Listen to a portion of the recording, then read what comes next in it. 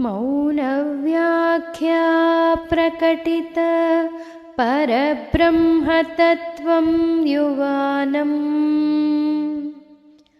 वर्षिष्ठान्तेव सदृशिगणैः आवृतं ब्रह्मनिष्ठैः आचार्येन्द्रं करकलितचिन्मुद्रमानन्दरूपम् स्वात्मा रामं मुदितवदनं श्रीदक्षिणामूर्तिमीडे। विश्वं दर्पणदृश्यमाननगरि तुल्यं निजान्तर्गतं पश्यन्नात्मनि मायया बहिरिवोद्भूतं यथा निद्रया।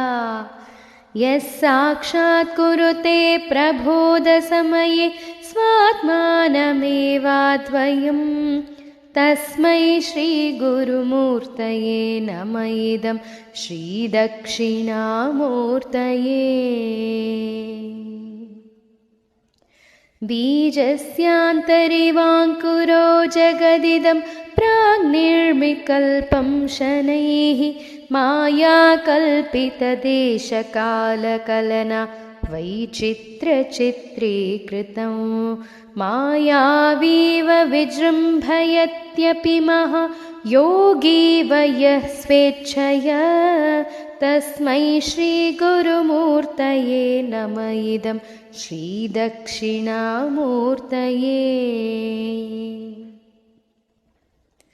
यस्यैव स्फुरणं सदात्मकमसत् कल्पार्थकं भासते साक्षात् तत्त्वमसीति वेदवचसा यो बोधयत्याश्रितान् यत्साक्षात्करणात् भवेन्न पुनरावृत्तिर्भवाम्भोनिधौ तस्मै श्रीगुरुमूर्तये नम इदं श्रीदक्षिणामूर्तये।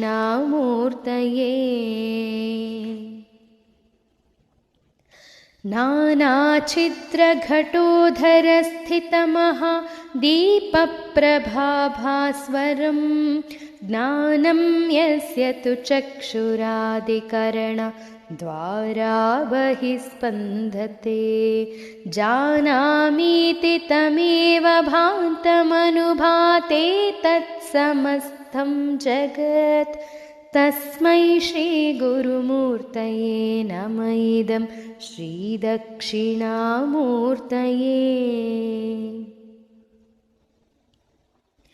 देहं प्राणमपीन्द्रियाण्यपि चलां बुद्धिं च शून्यं विदुः स्त्रीबालान्धजडोपमास्त्वहमिति भ्रान्ताभृशं वादिनो मायाशक्तिविलासकल्पितमहाव्यामोहसंहारिणी तस्मै श्रीगुरुमूर्तये नम इदं श्रीदक्षिणामूर्तये।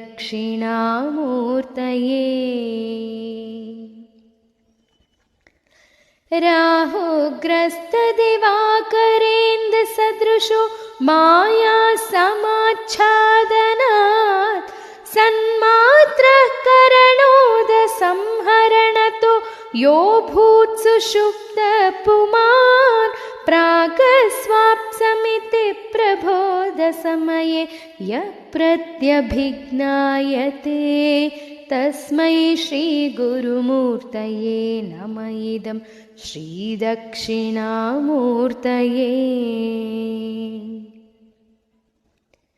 बाल्यादिष्वपि जाग्रदादृशु तथा सर्वास्वस्थास्वपि व्यावृत्तास्वनुवर्तमानमहमित्यन्तं स्फुरन्तं सदा स्वात्मानं प्रकटीकरोति भजतां यो मुद्रया भद्रया तस्मै श्रीगुरुमूर्तये नम इदं श्रीदक्षिणामूर्तये।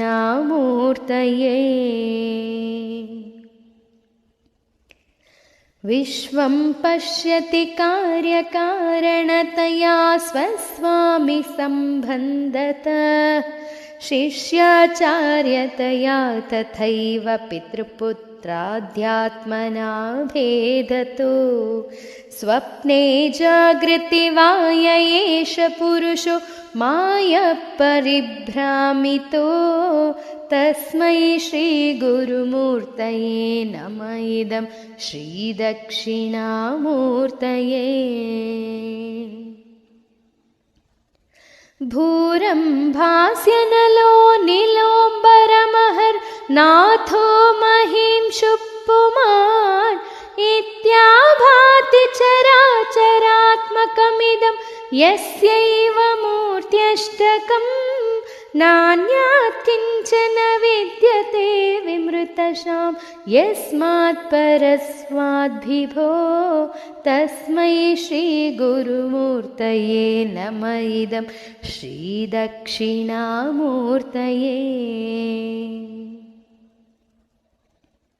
सर्वात्मत्वमिति स्फटिकृतमिदं यस्मादमुष्मिंस्तवे तेनास्य श्रवणात् तदर्थमननात् ध्यानात् च संकीर्तनात् सर्वात्मत्वमहाविभूतिसहितं स्वाधीश्वरत्वं स्वतः सिद्ध्येत्तत्पुनरष्टधा परिणतं चैश्वर्यमव्याहतम्।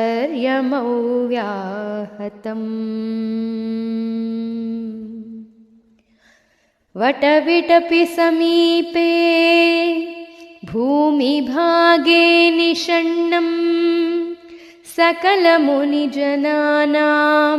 ज्ञानदातारमारात् त्रिभुवनगुरुमीशं दक्षिणामूर्तिदेवं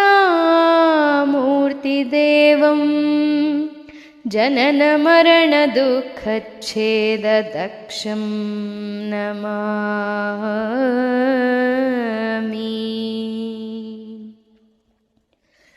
चित्रं वटतरोर्मूले वृद्धाः शिष्या गुरुर्युवा गुरोस्तु मौनं व्याख्यानम् शिष्यास्तु छिन्नसंशयाः। ॐ नमः प्रणवार्थाय शुद्धज्ञानैकमूर्तये निर्मलाय प्रशान्ताय दक्षिणामूर्तये नमः। गुरुब्रह्मा गुरुर्विष्णुः गुरुदेवो महेश्वरः गुरुः साक्षात् परब्रह्मा तस्मै श्रीगुरवे नमः। गुरवे सर्वलोकानां भिषजे भवरोगिणां निधये सर्वविद्यानां दक्षिणामूर्तये नमः। अंगुष्ठतर्जनीयोग मुद्रा व्याजेन देहिनां श्रुत्यर्थं ब्रह्मजीवैक्यं दर्शयन्नोऽवताच्छिवः। ॐ श्री दक्षिणामूर्तये नमः।